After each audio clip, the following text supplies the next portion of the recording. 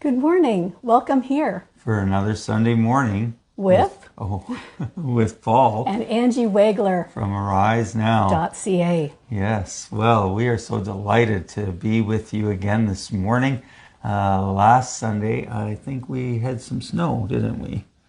We did, and now here we have rain. What's it doing where you are? Right. Are you having rain, snow, nothing, no precipitation? Yeah, well, anyway, we still have a few little piles of snow where we had shoveled some into piles, but pretty much it's all gone.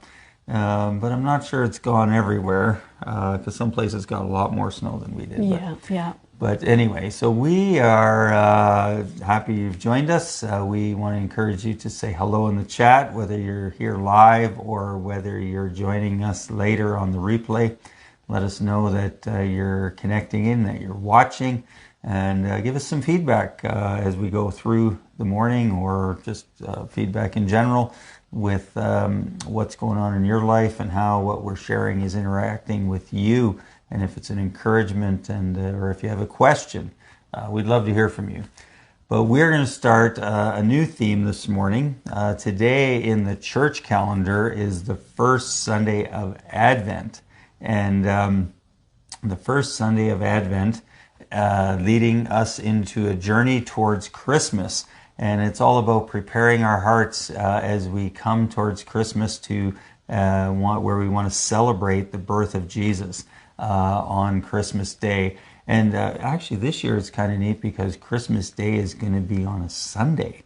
That only happens once every 6 or 7 years. Yeah. And so, so we're looking forward to that. But one of the themes of Advent has to do with expectation, has to do with hope and things that we are longing for. Right. And so we're going to start a theme this morning that we have entitled Living with Eager Expectation. Eager expectation. Yes, that's right.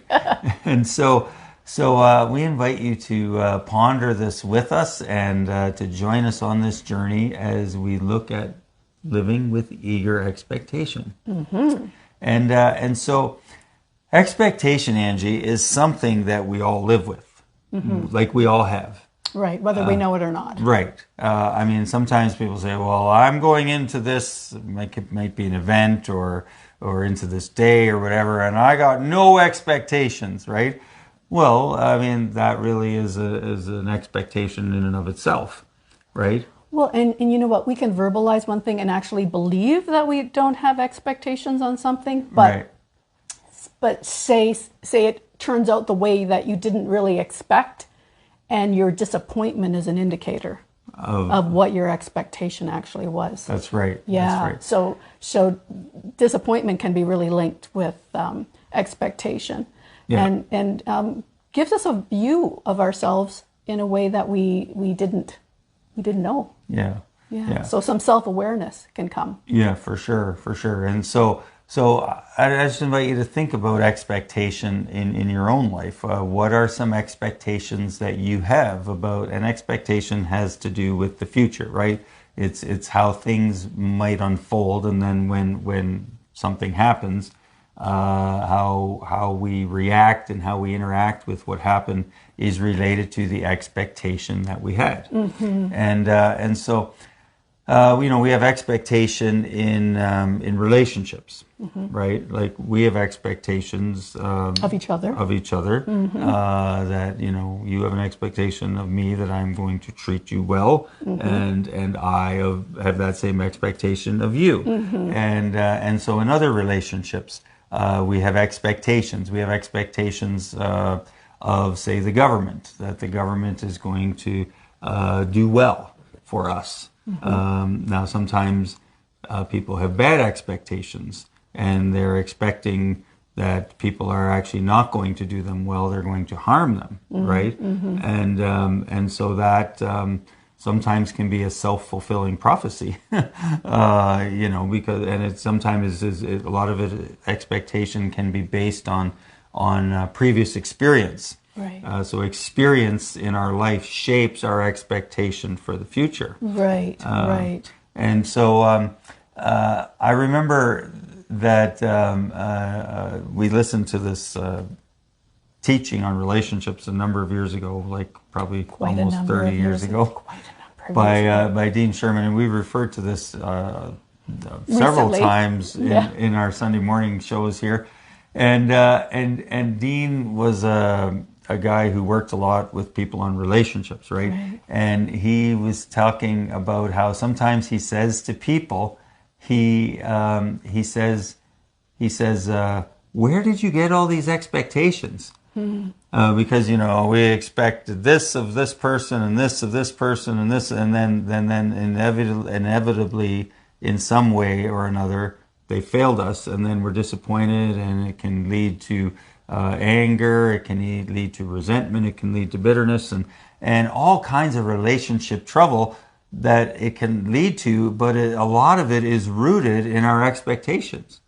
Yeah. And so then that's where then people go to the other end of the spectrum and say, well, I'm just not going to have any expectations.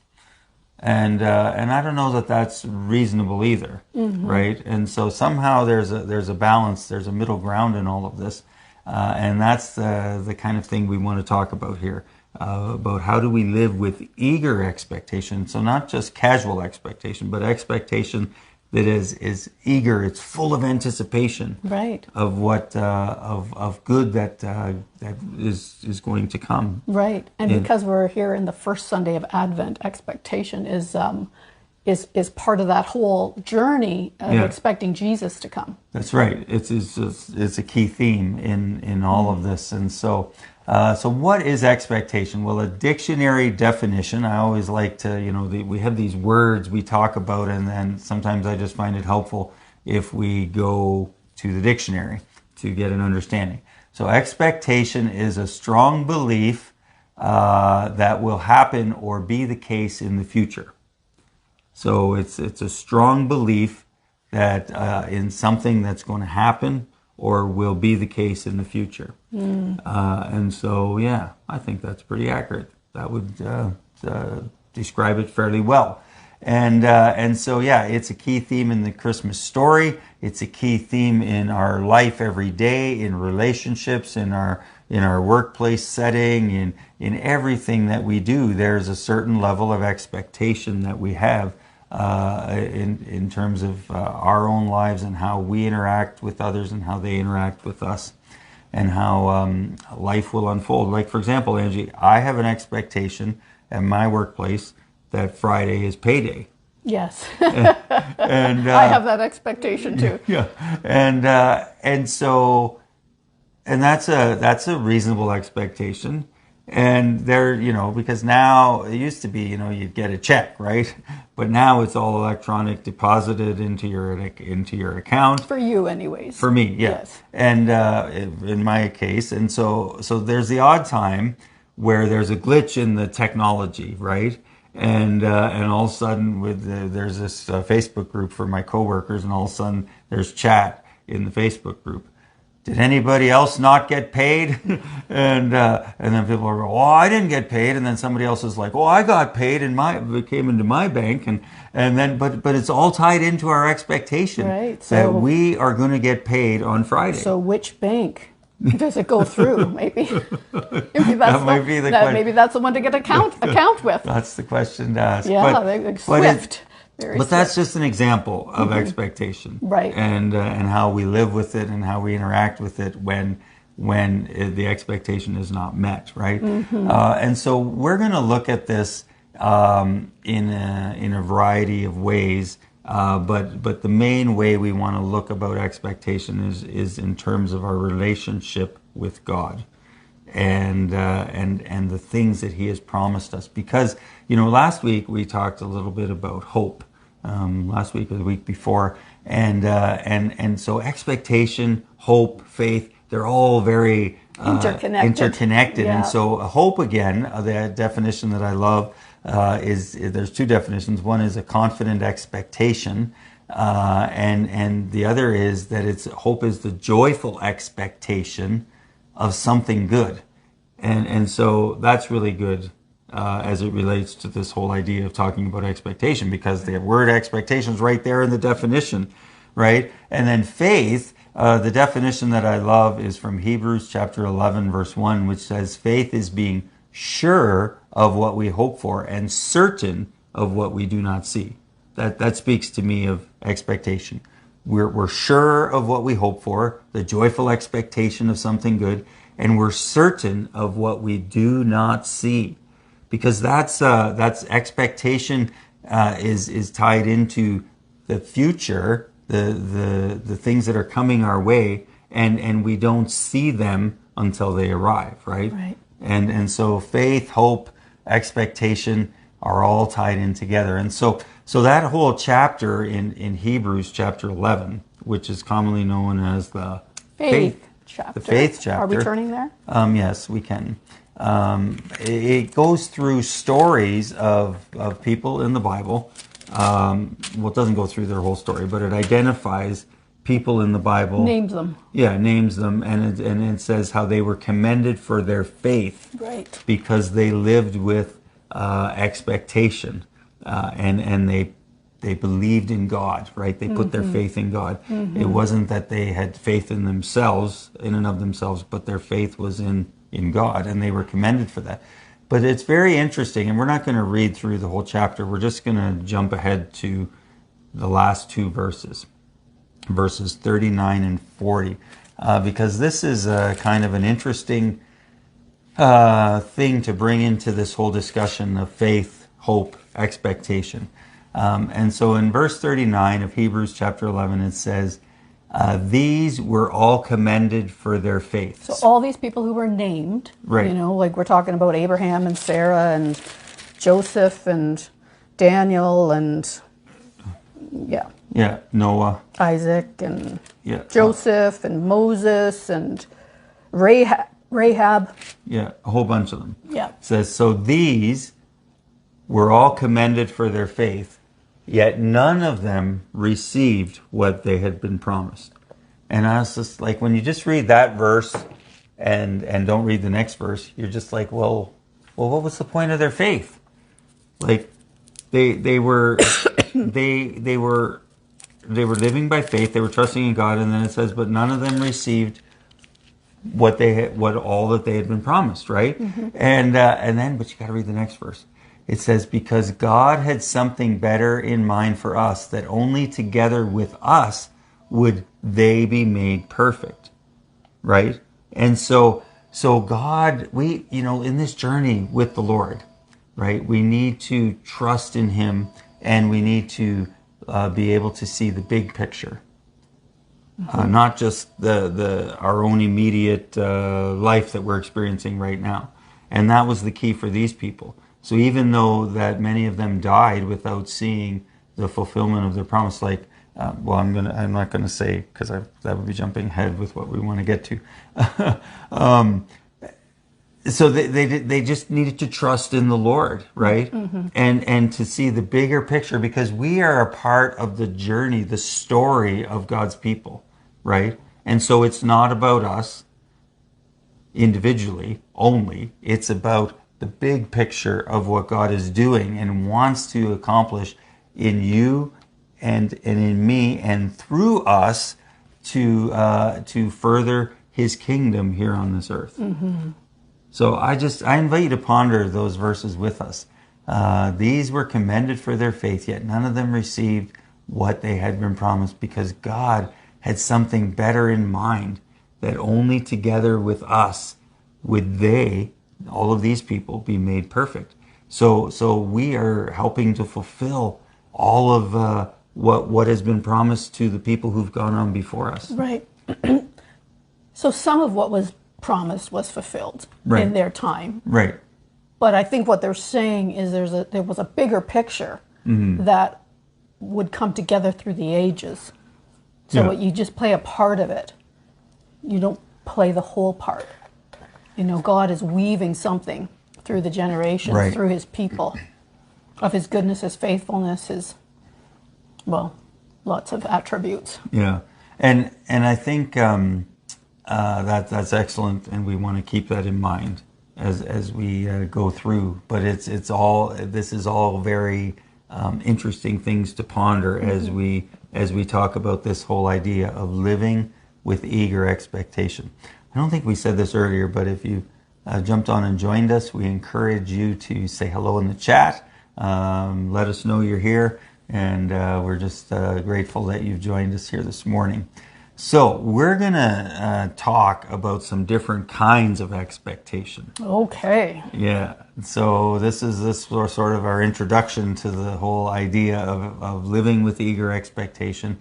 And what was coming to me as I was pondering this is I was thinking about the different ways we hold expectation and we interact with it in our lives.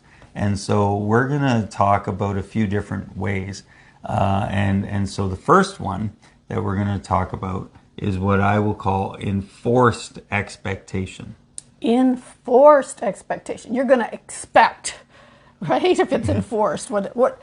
I'm interested to hear what you have to say. Well, so the saying, the phrase that goes with enforced expectation is, I'm going to make it happen. Mm-hmm. Right? Yeah. And so there's a part of that that's okay, because the opposite of enforced expectation is, and we were trying to come up with all E words that go with this, because all the other points are going to be E words, except this, the opposite of enforced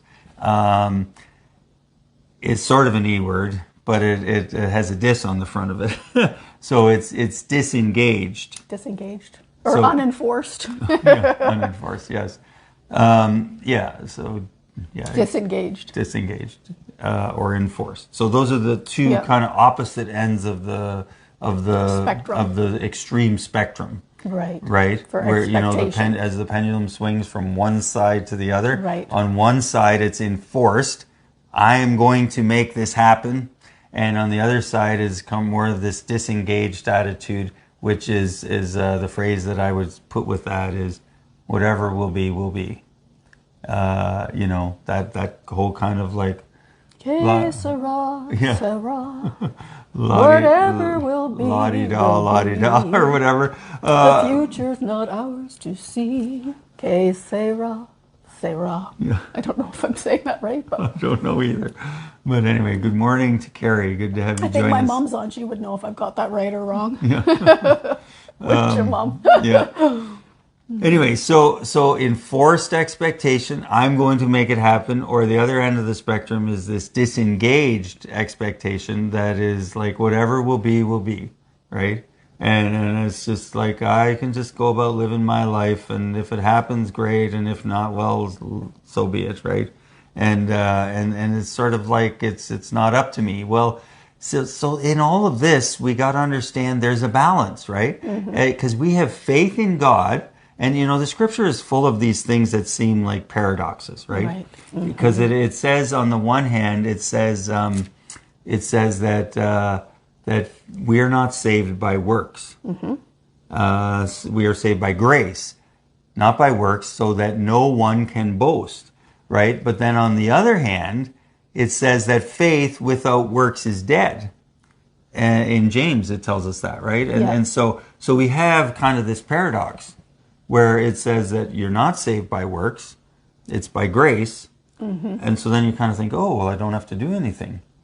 It's not about doing things to get saved, but it's about doing things after we're saved, right? Because we are saved. Yeah. And so then our faith, it is demonstrated through our actions, right? Mm-hmm. And so there's numerous things in this whole journey of the Bible and our journey of faith in God that seem to be kind of paradoxes where and it's sort of like we need to hold them both in the proper tension, which brings us into a balance in the middle, right? Mm-hmm. And so the enforced expectation where I am going to make it happen, right. it often comes about as a result of our impatience with the process or our impatience with what is God's timing. Yeah.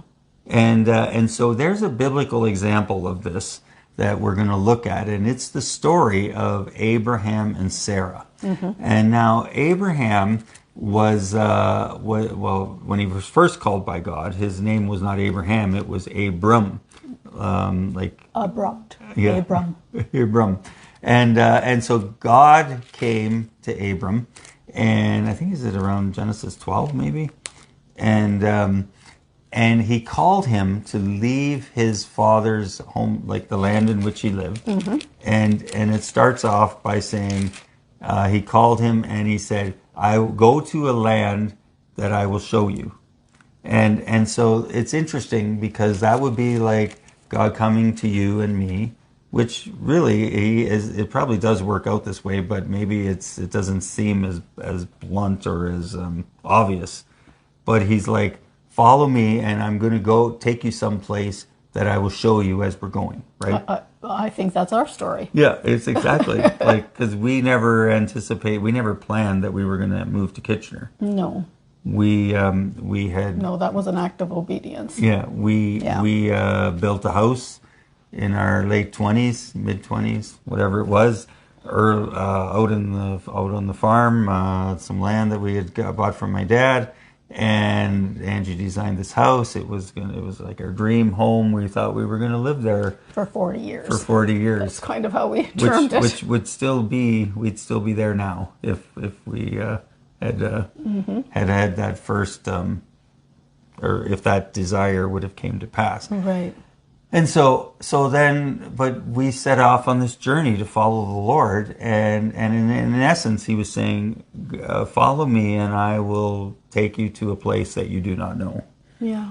And so we ended up moving. So Abraham was on this kind of a journey. Which, interesting enough, this house that we're living in now, I think it is actually today, 25 years ago, I think today that we moved in. No. Yeah, well, that we got possession. Oh, okay. I think we came in the night that we got possession, cleaned and moved. And moved the next day. Well, or the Saturday. So it was either today or yesterday. Yeah, but it was right around. But not tomorrow. Is our 25th anniversary. Yeah, 25 years here in this house. Mm-hmm. Yeah. Well, there you go. Which is interesting when we talk about Abraham, because Abraham waited 25 years for the promise of his son. Yeah. Right? And so we're talking about this story about Abraham where he was trying to make things happen. Yeah. And so, maybe about 13 years into the journey, 12, 13 years into the journey, he's like, Sarah's like, this isn't happening. Let's do something about this. Okay, yeah. So what was the promise? Well, so they left the land where they and started following the Lord. And then God spoke to him and told him that He's going to give him a son, and at some point in there, I don't know if it was right when He told him that, He said to him, "And your descendants will be as numerous as the sands on the seashore." I'm saying that really slow because if I don't, it's a tongue twister. His descendants were going to be beyond what he would be able to count. Right. So there were different times that it records where there's this conversation between Abraham and God, like through dream and through whatever. But in Genesis 12:2, He says, "I will make you," the Lord said to Abram, "leave your country, your people, and your father's household, and go to the land I will show you. I will make you into a great nation, and I will bless you. I will make your name great, and you will be a blessing. I will bless those who bless you, and whoever curses you, I will curse. And all the peoples of the earth will be blessed through you." Right. So that's the initial promise. Right. And then there's more that's kind of revealed as they walk together. The key thing in that promise was that Abraham needed offspring. Mm-hmm. He needed a child. He didn't have any. No, and they were getting old. He was 75 when the Lord first spoke to him. Right. So they were already old. Right. And I think Sarah was about 10 years younger, so they were 65 and 75. Yeah. Retirement age. Well, they lived longer then. Yeah, well, yeah, Right? I think he lived to be 120, right? No. Or was it 180? 175. 75, right. Always good to have you up on those Moses facts. was 120. Right. He had 3 separate 40-year periods in his life. Right. So God gives this promise. They're kind of older, even in their time. where people lived a bit longer than what we do now. And they didn't have any children. And so how does this all connect with this enforced expectation? Well, they were waiting and they were waiting and they were waiting and they were following God. They had put their faith in Him, and they were trusting that somewhere along the way there was going to be a way that they were going to have a child. Right. And then it didn't happen. So then, well, it hadn't happened, and so you got to think that, it seemed impossible then to have a child. Like there's things called menopause. Yeah. Right. Like and so she's like, well, I can't have a baby. And I'm too old to have a baby. So what they did in those times is if you had servants, like a maidservant who was Sarah's maidservant, she would say, you know what, like, you'll have the baby for me. It'll be my baby, but you'll have the baby for me. And so Hagar, the Egyptian slave, basically, became a surrogate mother. Right. For this baby, for this promise. But it wasn't the way God wanted to do it. But they were trying to make the promise happen. Right. And you know what? Like, there's things in our life where we try to make that promise happen because it's like, well, we want to walk in obedience. We want to put ourselves in a place where God can move. And so I understand what they're doing there. Right? Like, because we do it all the time, not in that way.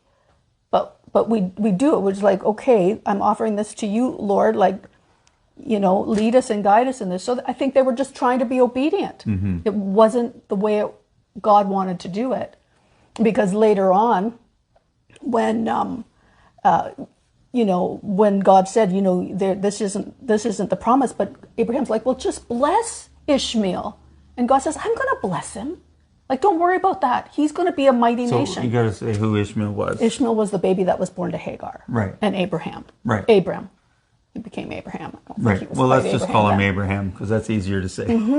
Yeah, but there was this whole thing that happened there where Hagar got, a little high in her britches, and Sarah didn't really like that, and so they had a big spat. Falling out. Yeah. And Hagar, fled. And she encountered an angel. She encountered the living God out in the wilderness. And she said, I met him, and he's the Lord who sees. He saw her in her need, in her distress, spoke to her, told her what she needed to do. Right. And she was obedient to that. Yeah. Yeah. And so Abraham. So, like it wasn't what God had planned, but God still works in the midst of our mistakes or our, the stuff that we don't quite get right. He's still at work. He still will lead. He will still guide, and he still blesses. Right. Right. But it wasn't the ideal way that God wanted it to work out. No, he's like, you've tried it now. Yeah. And, this isn't what I had in mind. You've given it a good try. So you said from the time Abraham received the promise to the time Isaac was born was 25 years. And about 13 years into it was when Ishmael was born. Well, I think Ishmael was about 13 when Isaac was born, or because he was making fun of him. So I'm thinking, we're probably 11 or 12 years in to the promise. Yeah. I might not have my numbers quite right, but because Ishmael was making fun of the baby. Right. Or he might have been a little older than when Ishmael was making fun, and Sarah didn't like that. Yeah. So there was another bit of a ruckus. Yeah. Well. So that's kind of how it is in families. Yeah. Well, can be ruckuses, and some of that is related to expectations, right? Right. Back to the expectations. When they're not met, then it creates difficulties, or it can. Right. So, but the whole thing we're wanting to just look at here is the either end of the spectrum of expectation, where it's an enforced expectation, where we're going to do everything within our power to make it happen. Right. And sometimes it's as quickly as possible, because we're not willing to wait for God's timing on it, and we have impatience, right? Right. And I mean, you can. You can, because it's like when you're talking a number of years, right? Like, I think when we hear or we feel like God has given us a promise, yeah, we have an expectation that we're going to see it soon. Well, right? and sometimes you got to hold it, like when you're expecting a baby, there is a whole process. Right. For this child to be born, and initially nobody knows other than the mom and maybe the dad eventually, and then some other family might know, but it's not seen yet initially. Right. And then it starts to reveal itself that you can't hide it anymore. There's a promise that's going to be born. Right, but it's still not up to you as to when the baby is born. No, we just recently had our first grandchild, so Mama was kind of like, wanting to give an eviction notice, after the due date, but this baby will come when this baby will come. Yeah, and we had to wait three more days. Three more days, right? So, but it was kind of fun. Mm-hmm. Yeah, and so that's just a great illustration of what we're talking about, right? It's having this kind of patience, and we're going to talk more about that next week when we talk about what I'm going to refer to as entrusted expectation. But today we just want to focus on this whole idea of enforced being on the one end of the spectrum, or disengaged being on the other end. Right. I'm going to make this happen, or whatever will be, just kind of the casual attitude. And so somewhere in the middle between those two opposite goalposts, or those opposite extremes, is where we want to land. Mm-hmm. But we see the fruit of Abraham and Sarah taking matters into their own hand with Hagar, and then the son that was born was Ishmael.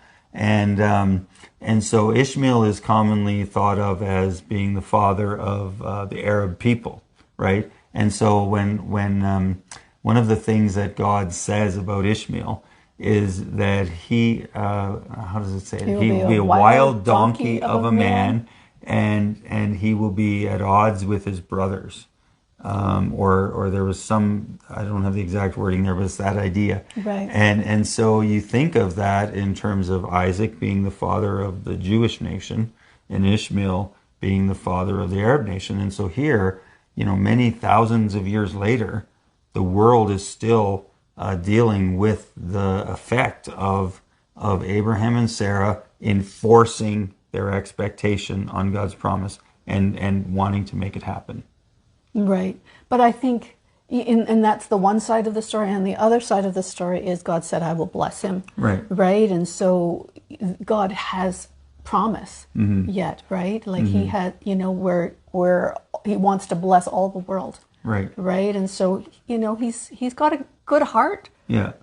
For the world and for the we often people. mention like Romans 8:28, where it says, "For we know that in all things God works together for the good of those who love Him and are called according to His purpose." Right. So even in the midst of our mistakes, in the midst of our in trying to make it happen on our own, and God can still work things out in a good way, in spite of us. And He does, and this is filled with stories. This word Bible, word is Scripture is filled with stories of that happening. Right. And you can see it in sort of weaved throughout all the stories of His people. Yeah, because things didn't turn out the way that they had expected or hoped, or they went through some really tough times, some of them, until they received what God had spoken. Yeah. Yeah, and because really, like the whole story of Scripture is a story of expectation, right? It's of God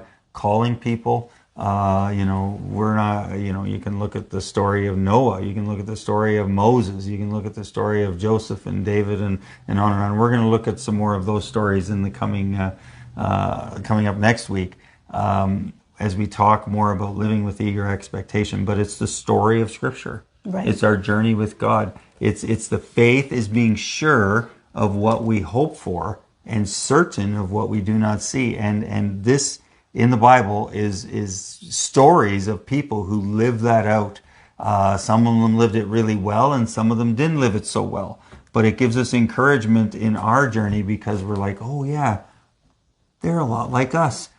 We messed up in that way, and they got through it, so we can too. And so we want to encourage you today to live with eager expectation. of what God wants to do in your life and what He's promised to do, what He has said He will do, what you're hoping He will do, and then live in sort of the tension between either end of the extreme there, the disengaged, where you're just like, oh well, whatever will be. I don't have to, I don't have to do anything, or where I am going to make it happen, and I'm going to enforce my own plan here. When we have our times of prayer and when we feel like God is speaking to us about promises, or if we're reading in the scriptures and something just resonates so much with us, and it's like, God, there's a promise here that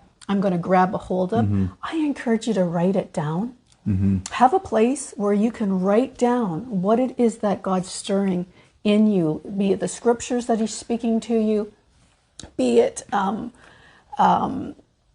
things that you feel like He's speaking to your heart, so you can go back and meditate on it. Because, I've done that for years. And when I go back and read over some of this stuff, it's like, I didn't remember that. But that's really good.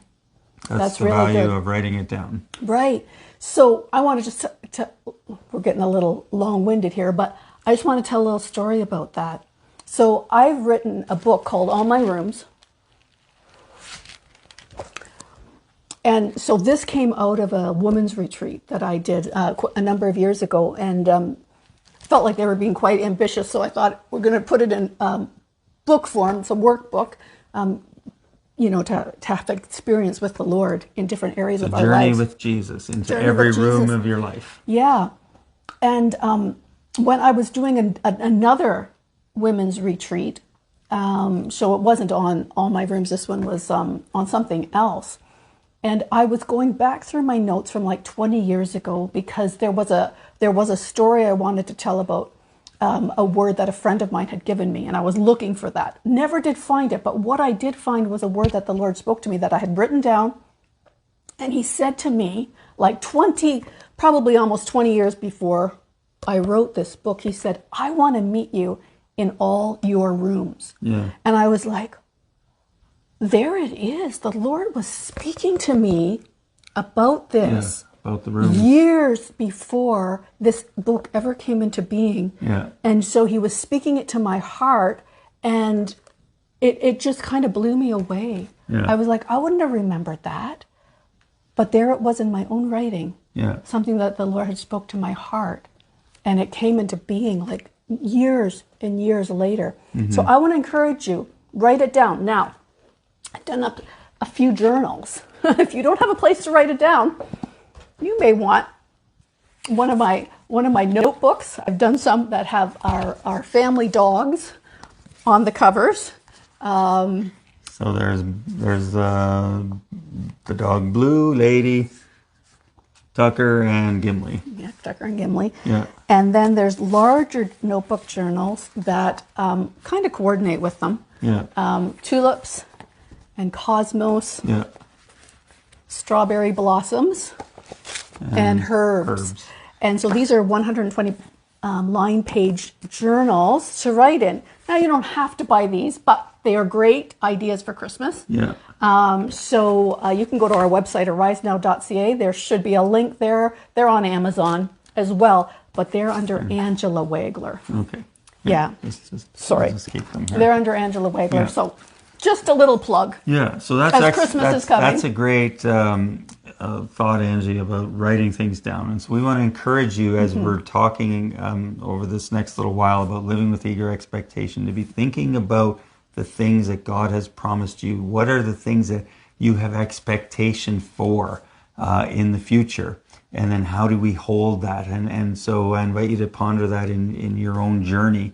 And if you want to share with us some of your thoughts on that, we'd love to hear from you. But we want to encourage you to keep your faith high, keep your hope level high, live with joyful expectation of something good.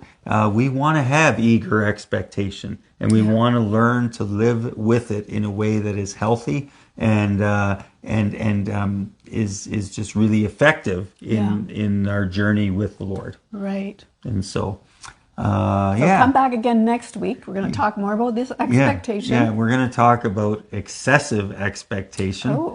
Wonder what that is. And if we get to it, I don't know if we'll get to it next week, but we might. It's the other one is entrusted expectation. Right. And so if you're kind of wondering what are those, well, come back next week and we'll fill you in a bit more.